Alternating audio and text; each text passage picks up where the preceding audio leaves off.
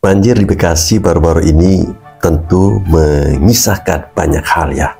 Mulai dari wakil presiden yang mengunjungi lokasi kejadian dengan berjalan kaki ya, harus melewati lumpur. Kemudian ada wakil gubernur dan juga gubernurnya ya, gubernurnya naik helikopter, kemudian wakil gubernurnya naik perahu karet mirip seperti tim SAR, padahal air genangannya itu tidak seberapa. Nah, aksi-aksi yang dilakukan oleh ketiga tokoh yang barusan saya sebutkan ini, teman-teman, tentu mendapatkan reaksi-reaksi dari para netizen Indonesia. Bukan reaksi positif yang mereka terima, tapi reaksi-reaksi negatif. Nah, seperti apa? Mari kita simak bersama-sama pada penjelasan di video-video berikut ini. Selamat menyaksikan. Buat Mas Gibran, ngapain sih Mas ninjau banjir pakai jalan kaki begitu? Ngobrol sama warga kan jadi kotor, basah itu ya. Kalau mau ninjau banjir itu mestinya begini Mas ya, naik perahu karet, pakai pelampung gitu ya. Walaupun banjirnya itu kelihatannya cuma sedengkul, safety first Mas.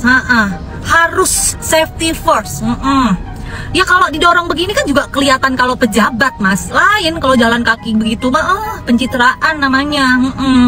Atau kalau misalkan mau lebih aman lagi gitu ya, gini Mas ya, naik helikopter ya, jadi ngeliat banjir tuh dari atas, nggak basah, nggak kotor ya, aman dan hemat biaya. Begitu Mas Gibran. Mas Wapres, mohon maaf nih, siapa suruh Mas Wapres main lumpur? Segala mantau banjir jalan kaki. Jangan terlalu banyak pencitraan lah, percuma baju dan celana kotor juga, nggak ada yang nganggep Mas.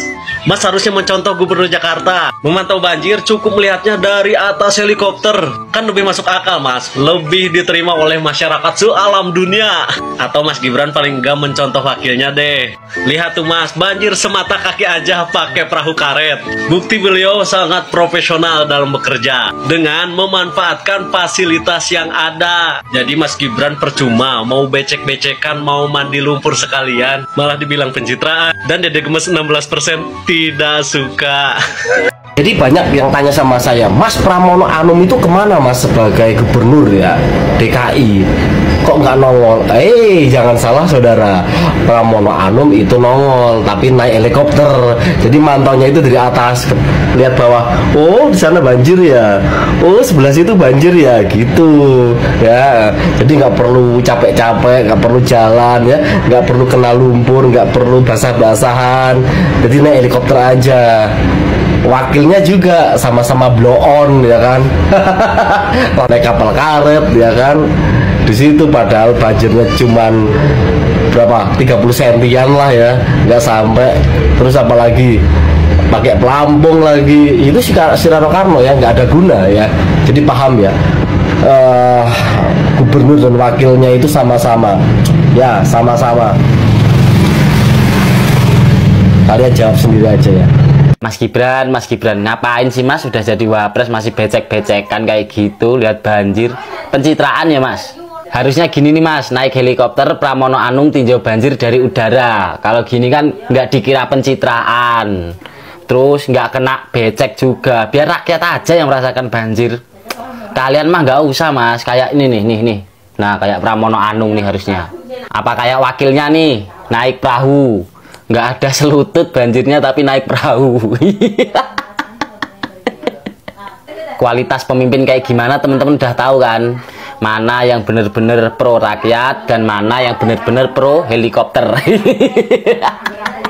Enggak, maksudnya mana yang bener-bener pro rakyat dan mana yang bener-bener pro diri sendiri sama partai. Tulis pendapat kalian di kolom komentar. Tetap salam jegigis. Siapa yang sudah melihat video Wakil Gubernur DKI Jakarta, Rano Karno, atau Sidul, menggunakan perahu karet dan rompi pelampung saat meninjau banjir yang tingginya tidak melebihi lutut orang dewasa? Video ini viral dan menjadi bahan bulian netizen di media sosial. Jadi gini, dalam konteks komunikasi politik, ini adalah contoh komunikasi politik yang gagal, pencitraan yang gagal. Bang, itu bukan pencitraan, itu langkah spontan yang harus dilakukan pemimpin saat rakyatnya terkena musibah. Iya, makanya tadi saya berbicara dalam konteks komunikasi politik, bukan dalam konteks musibah. Jadi, dalam konteks komunikasi politik, semua ucapan dan tindakan politisi, pemimpin, itu merupakan tindakan pencitraan. Dan pencitraan yang baik bukan tentang kepalsuan, tetapi tentang bagaimana seorang pemimpin mampu menghadirkan dirinya secara otentik, komunikatif, dan relevan dengan harapan publik. Kita kembali ke video Bang Dul tadi. Di era digital saat ini, citra seorang pemimpin adalah cerminan dari bagaimana ia berkomunikasi, bertindak, dan menampilkan dirinya di hadapan publik. Setiap langkahnya tidak hanya diamati, tetapi juga dianalisis dan langsung direspon oleh masyarakat secara instan. Makanya, strategi pencitraan itu bukan sekedar membangun ilusi kepemimpinan, melainkan tentang bagaimana seorang pemimpin menghadirkan makna dalam setiap tindakannya. Kasus Bang Dul yang meninjau banjir menggunakan perahu karet dan jaket pelampung di genangan yang hanya setinggi lutut adalah contoh pencitraan yang tidak kontekstual. Akhirnya berbalik menjadi bahan cemoohan publik kan. Erving Goffman dalam teorinya Political Communication Framing, dia mengatakan, setiap tindakan pemimpin harus dikemas, didesain dalam bingkai yang sesuai dengan realitas publik. Jika bingkai yang digunakan tidak relevan, maka alih-alih membangun kredibilitas, justru yang muncul adalah persepsi ketidaktulusan dan kejanggalan. Pemimpin yang memahami seni komunikasi politik akan mampu membangun citra yang otentik, bukan sekedar simbolik. Pierre Bourdieu dalam konsep symbolic power menegaskan bahwa kekuatan seorang pemimpin bukan hanya terletak pada jabatannya, tetapi juga pada bagaimana ia menggunakan simbol-simbol yang tepat untuk membangun kepercayaan masyarakat. Perahu karet dan jaket pelampung di tengah genangan yang dangkal adalah simbol yang salah.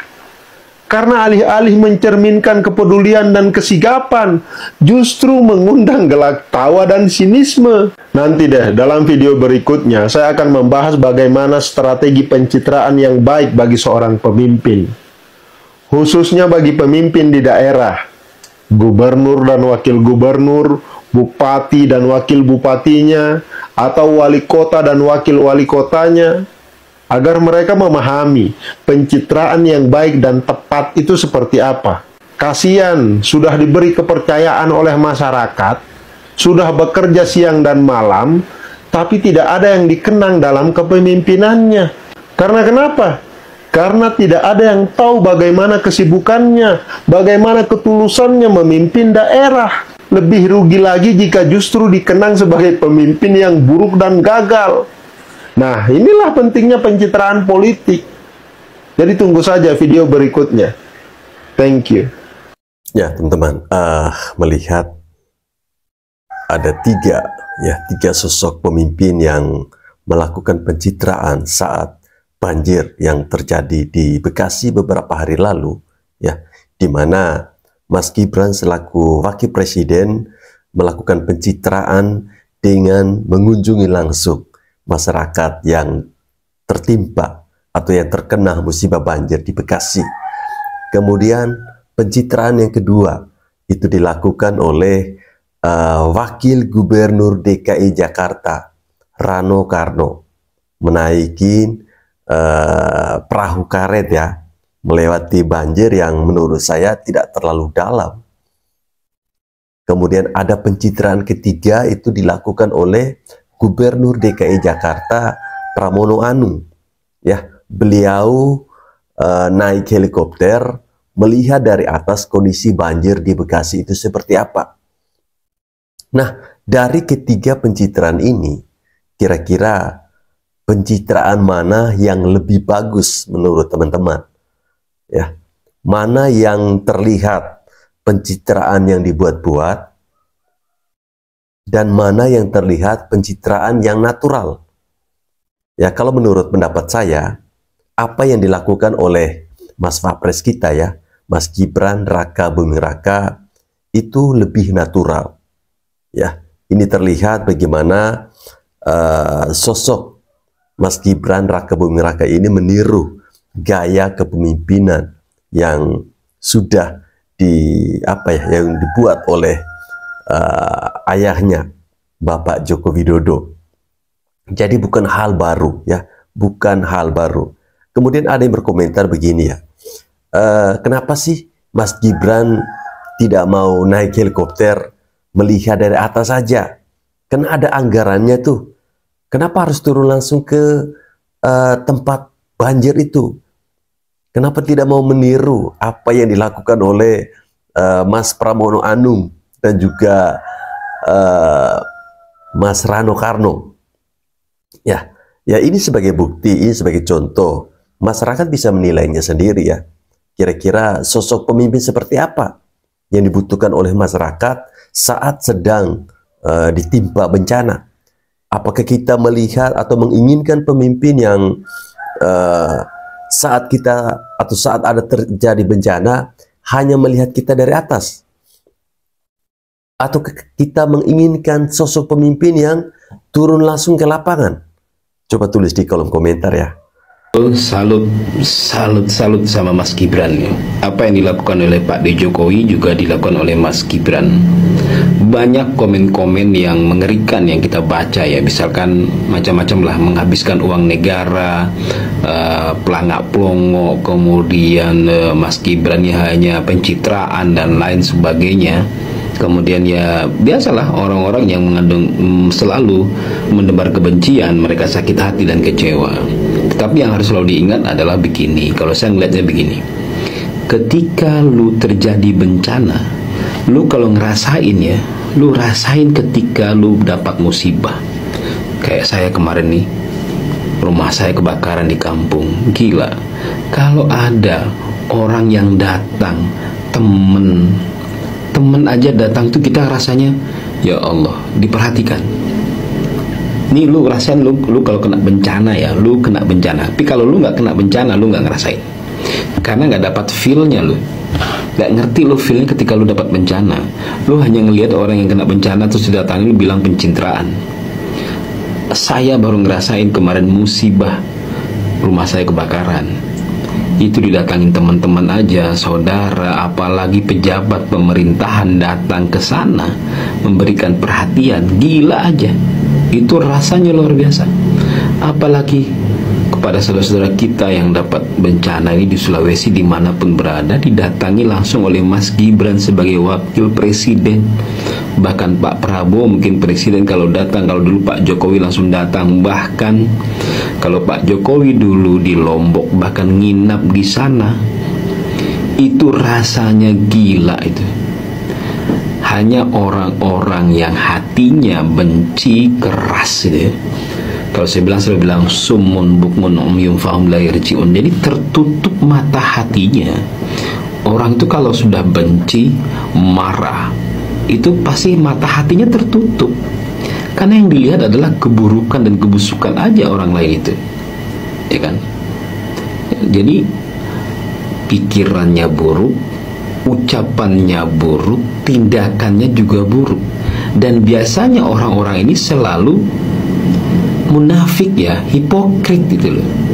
Misal contoh ya, karena mereka mendukung Anies misalkan, mendukung siapapun yang dia setuju, atau Ganjar dan sebagainya. Kalau Ganjar datang ke lapangan, Anies kedatangan, pasti dipuji-puji sama mereka. Padahal kerjanya sama. Ketika Anies sama Ganjar juga mendatangi seperti Pak Anies sama Mas Ganjar mendatangi korban, sama aja kegiatannya juga sama kan, mendatangi korban, nyalamin, lihat bagaimana, sama kegiatannya, nggak ada yang berbeda. Pasti dibilang, Masya Allah, Allahu Akbar, luar biasa, perhatian sekali pemimpin kita ini, soleh.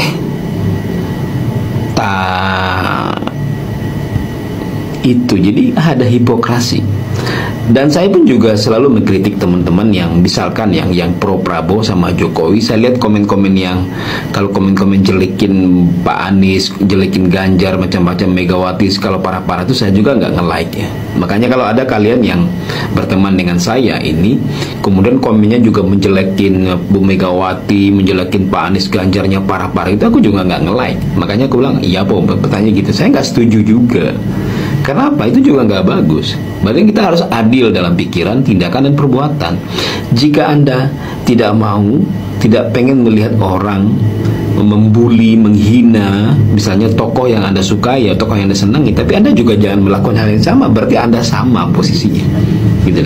Saya juga nggak mau, karena saya juga nggak mau membuli-buli kayak gitu ya kan. Karena saya menghormati Pak Anies, saya menghormati Pak Ganjar, Pak Mahfud, bahkan Caimin ya kan.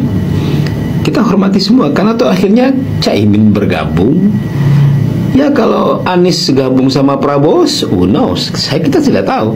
Itu kan tergantung Pak Prabowo mungkin ngajak Pak Anies mau atau tidak, tergantung Pak Anies mau atau tidak. Misalnya saya bilang ya Ahok misalnya diajak gabung sama Prabowo jika Ahok mau, kecuali dia udah ini sama PDIP ya.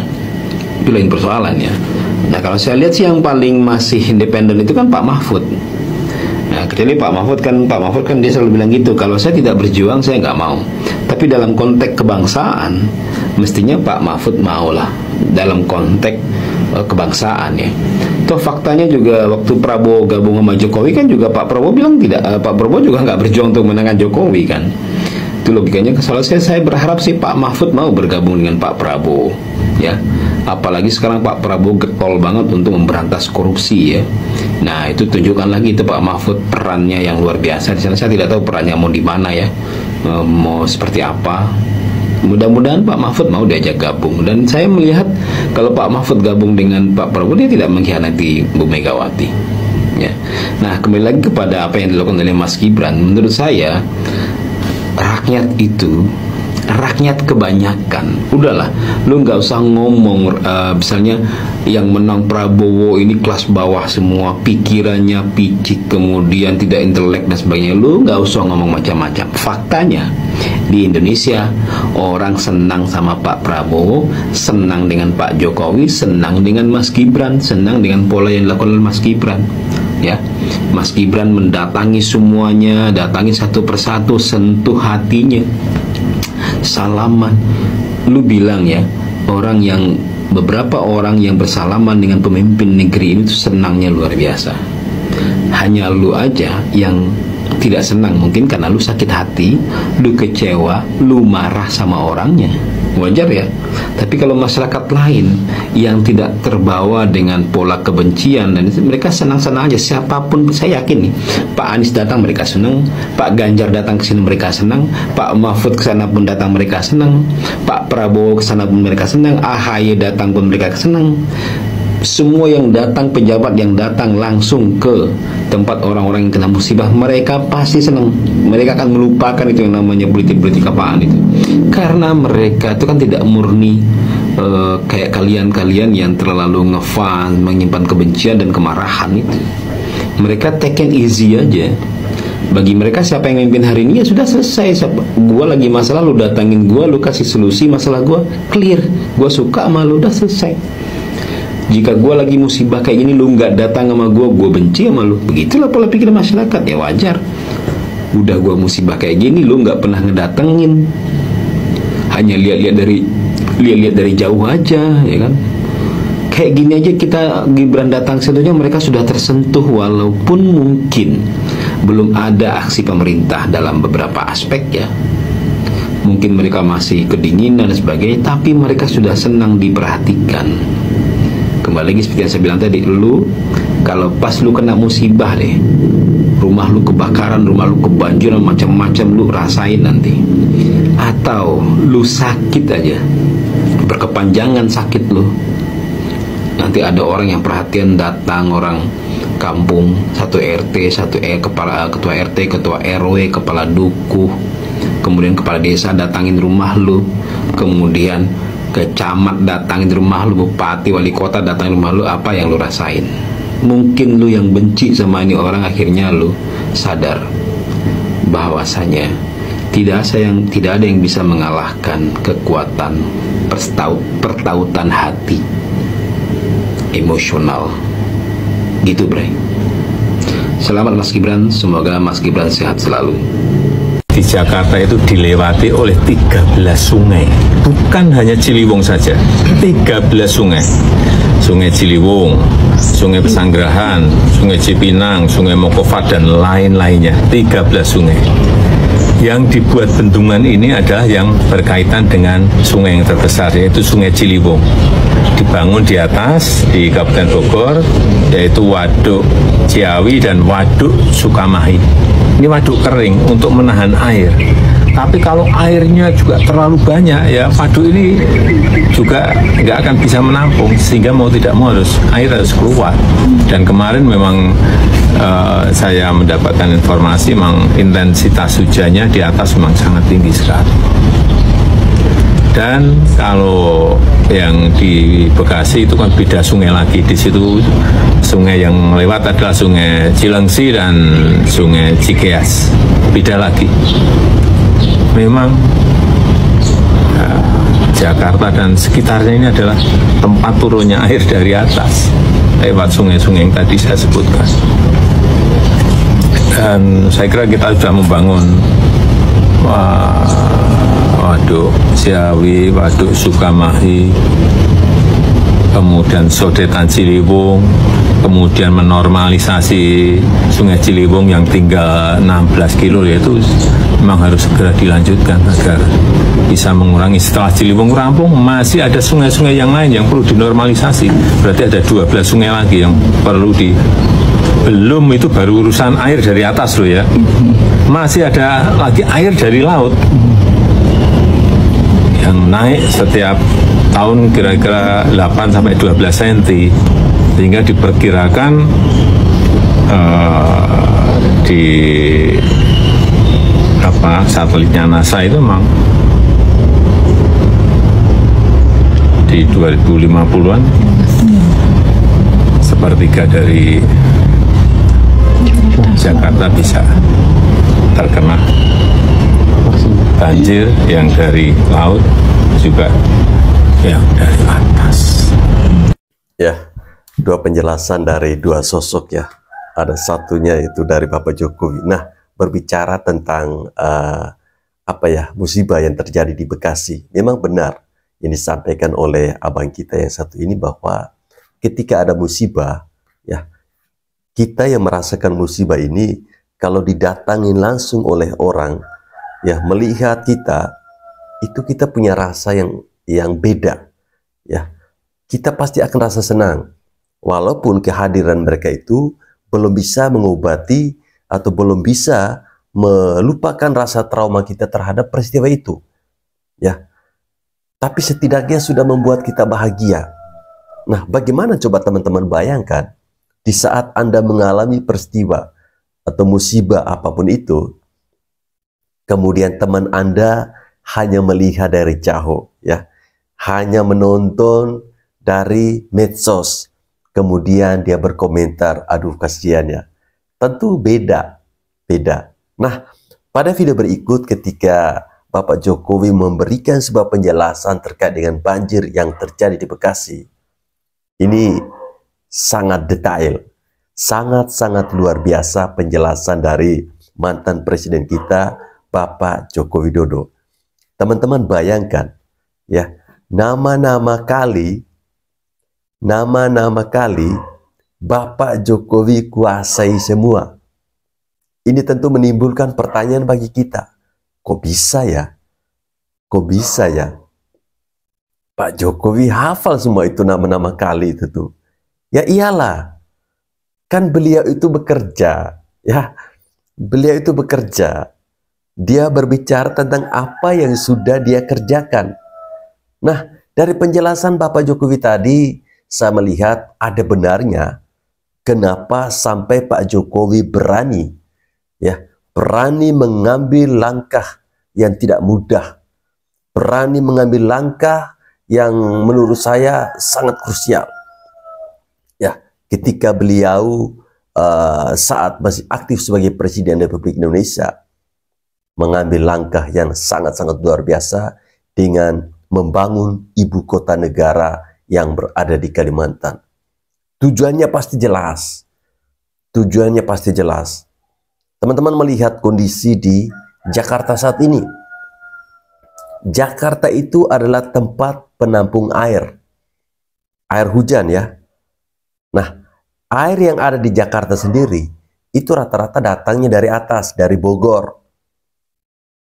Kemudian bagaimana dengan air yang datang dari laut? Nah, itulah kenapa Pak Jokowi mempersiapkan. Bukan nunggu Jakarta tenggelam dulu, baru kita bangun ibu kota. Konsepnya bukan seperti itu. Bangun sekarang, ketika Jakarta sudah tidak bisa menampung lagi, ya, seperti penjelasan Pak Jokowi bahwa menurut satelit NASA, sekitar 2050 Jakarta itu akan hilang sebagian.